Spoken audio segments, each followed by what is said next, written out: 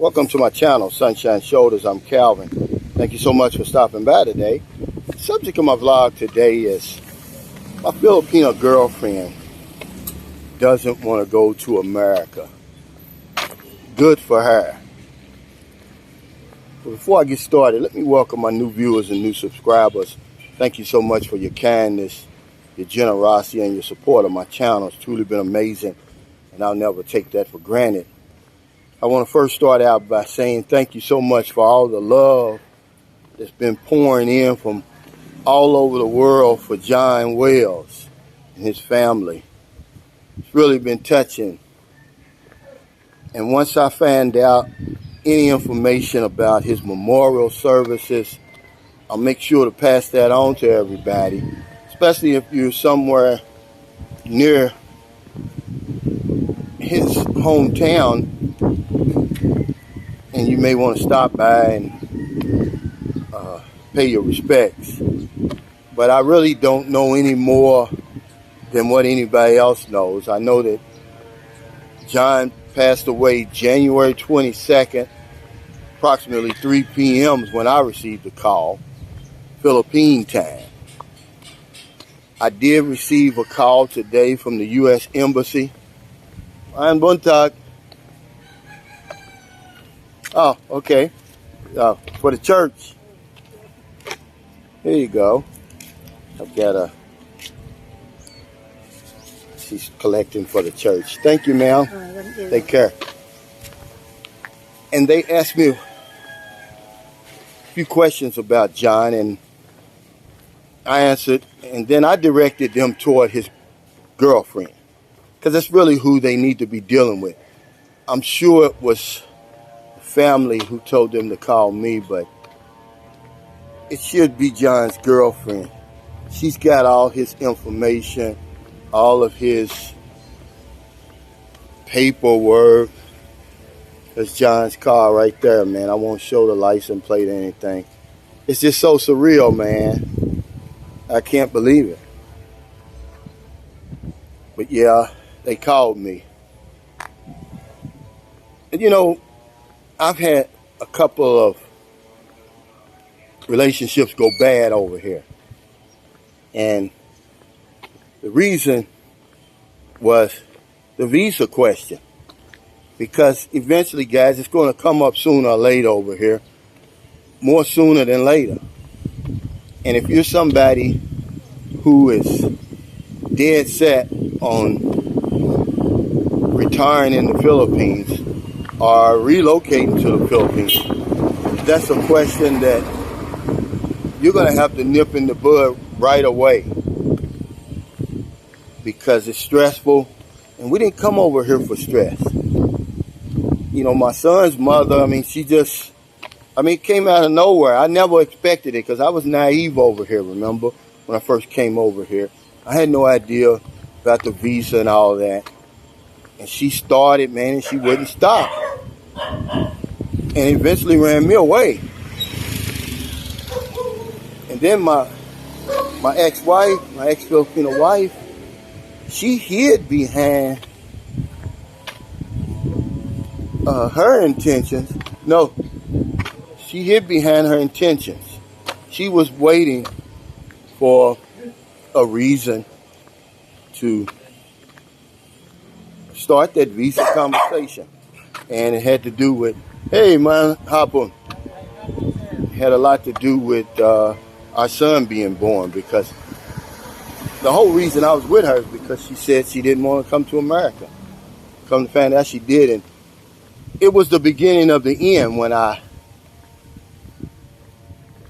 signed and applied for that visa for her, because I knew I wasn't going to live over there permanently. And she was.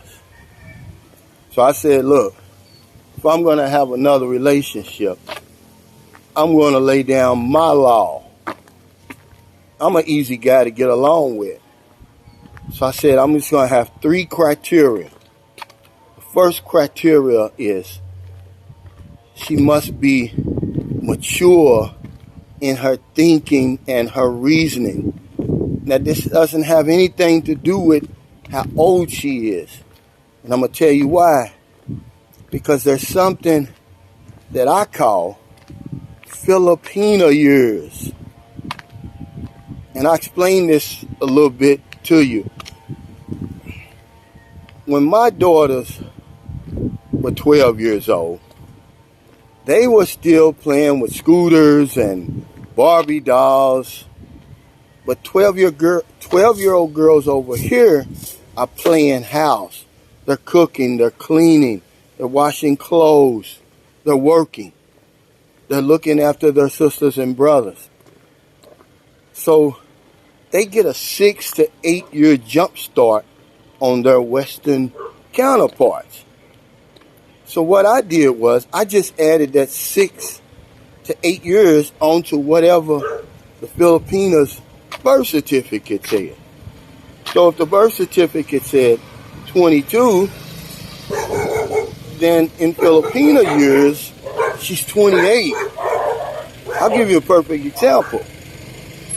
And I'm not picking on anybody, but I'm just going to show you that even though I don't have any scientific proof or anything to back this up, how valid this point is. You know Jing, of Jing in the Philippines, the popular Filipino vlogger. Well, we're friends on Facebook, and she recently celebrated a birthday. And she put on there, you know, happy 23rd birthday to me. And I was shocked. I mean, I was literally shocked. I was floored. And it's not because she looks older than 23, but she certainly carries herself a whole lot older. Now, even my girlfriend, my Filipino girlfriend, said the same thing. And I asked her, I said, well, how did you think Jean was? She said this, 30. And I did too. I thought Jean was somewhere around, 29, 30. Not that she looks that old, but no way did I think she was 23. The same with Seth's travel vlogs. These are attractive women, but I tell you what, they carry themselves a whole lot older than what they are. So that's something that you need to keep in mind, because a lot of us come over here and we say we want a young woman, but you end up with an older woman than you bargain for. You say, oh, I want a 25-year-old. Yeah, but the woman you dealing with is going to be acting more like 32, 33 years old. You're going to get a whole lot more than what you bargained for. So be careful for that. But the reasoning had to be there. I want somebody who's going to be able to think things all the way through. Wow, this is a nice business here. How you doing? Ryan Hapon. Hello. What kind of business is that? What kind of business is that? Japanese, yakuan, takoyaki fried noodles. Oh, okay. So where do you be? Over at the Center Mall? Oh, Center Mall. Okay, thank you. Salamat. Yeah, so I wanted somebody, hello, Ryan Hapon, to be able to things all the way through. Because what you're going to run into a lot of times is she's going to put her self-interest first. Okay? And that's what you need to do. Now, I know you're going to say, Calvin, I thought you said that they'll place your happiness above theirs. Well, happiness and self-interest is something totally different. Pleasure and self-interest is something totally different. To make it simple, it's really called self-preservation. It's time that we start putting our best interests first about the things we want, because they got one-sided thinking, guys. I promise you. It's all about them. So you want somebody that's going to think it all the way through. But anyway, the next thing was, hello, ano hapon? The next thing is, she had to know how to ride a motorcycle. She had to know how to drive a motorcycle. And you're going to say, well, why is that? Because the first two women that I dealt with, they didn't know how to ride a motorcycle. So I spent a fortune on taxis, on Grabs, on transportation, period. And when you get a woman who knows how to ride a motorcycle, not only are you going to save money, but you're going to also get to know the landscape. You're going to know the city, the area, the country a whole lot better. You learn a whole lot on the back of that motorcycle, man. You can go a lot of places. And you can go anytime you want to go. This is real simple stuff I wanted. And the third thing was, she didn't want to come to America. I was adamant about those three things. And if she had 2 out of 3 or 1 out of 3, I'm throwing her back in. She had to be 3 out of 3, man. And when I met Marilyn, she fit all those 3. And see, Marilyn's 39. But really, Marilyn acts like she's like 45 or 46 for real. She acts like a 45 or 46-year-old Western woman. She's a lot more settled than a 39-year-old over there. She knows how to ride a motorcycle really well. She had a motorcycle when I met her. And she doesn't want to go to America. I mean, she really doesn't want to go. Hey, why not putting? She fit all 3. I mean, she had worked for about, I think she said 8 months in Singapore as OFW. I talked to her auntie about it. And boy, was Marilyn homesick. And the auntie got so angry with her because the auntie went out on a limb to get her the job.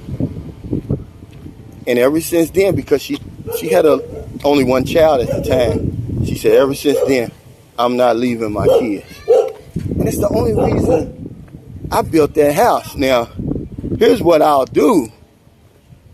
If she presses that issue,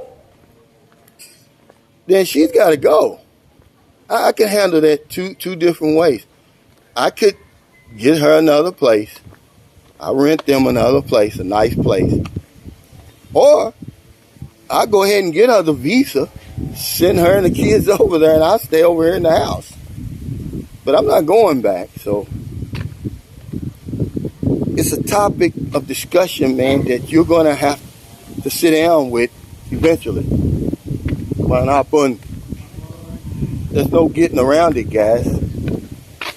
It's going to be more sooner than later. Especially if you're somebody who plans on retiring here. There's nothing worse than you over here relaxing, and then every other day, and then it's going to start being every day. What's your plans for me? When are we going to get the visa? I had a friend here recently. He had been with his Filipino wife. They're married. She's got children, older children. I think one is 18, one is 17. They just had a baby. And now she's on him about the visa. It came out of nowhere, he said. Because now she's pushing the narrative that if we don't get their visa now, we'll never be able to get it. Because I think you have to be 21 and under or something like that in order to qualify for that K2 visa. And now, so she's on him. But to his credit, he stood his ground. He said, look, any future we have, it's going to be here in the Philippines. And I know that that's going to get stressful, man. So I'm just thankful that my girlfriend really doesn't want to come to America, because if she did, I would have been gone a long time ago. I'm not going to go through that anymore.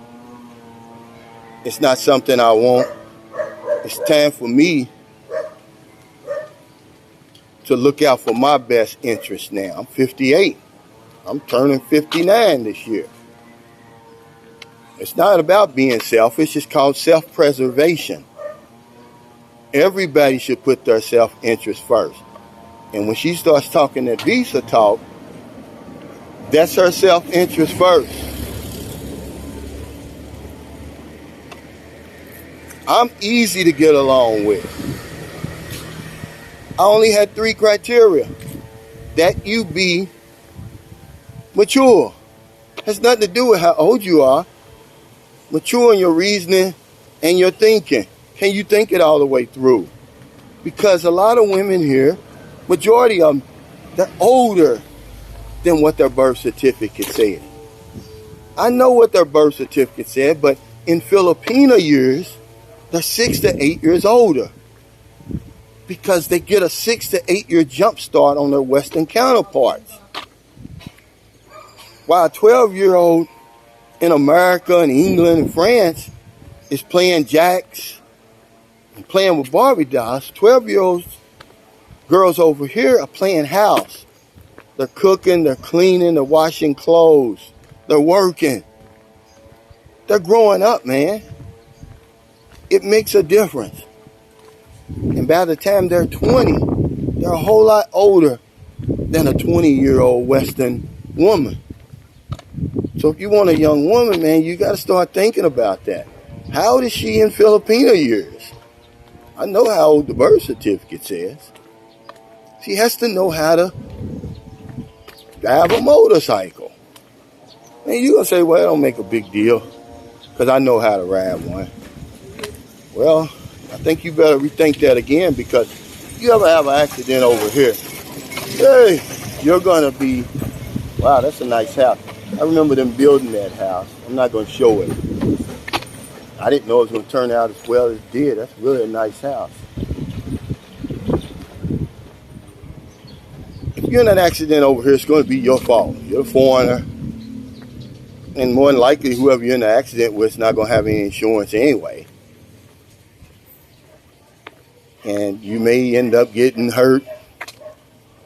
So you want a woman, and you don't know where you're going, by the way. And you may want a woman that knows how to ride a motorcycle, knows her way around. It's going to save you money. And then, I'm sorry, if you're trying to come back to my country, I'm not going to do it. Now, I would never put them out of that house. I would leave. What I would do, though, if she was hell-bent on that, I'd apply for her a tourist visa. And if she said that wasn't good enough, then I'd get her the visa, but I wouldn't come with her. And she got 90 days to get married. And if not, she got to come back. But that's no longer, hey, what happened? Part of my game plan. If you don't meet all three of that criteria, I'm throwing you back. I'm sorry. Hey, what happened? Well, thank you so much for stopping by. Just a video to kind of talk about real life over here, ladies and gentlemen. YouTube tells me that 93% of my viewers are men. 93%.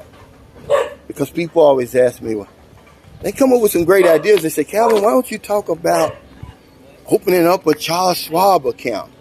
I said, why don't you talk about sitting down with your Filipina and teaching her about wheels and insurance and all of that?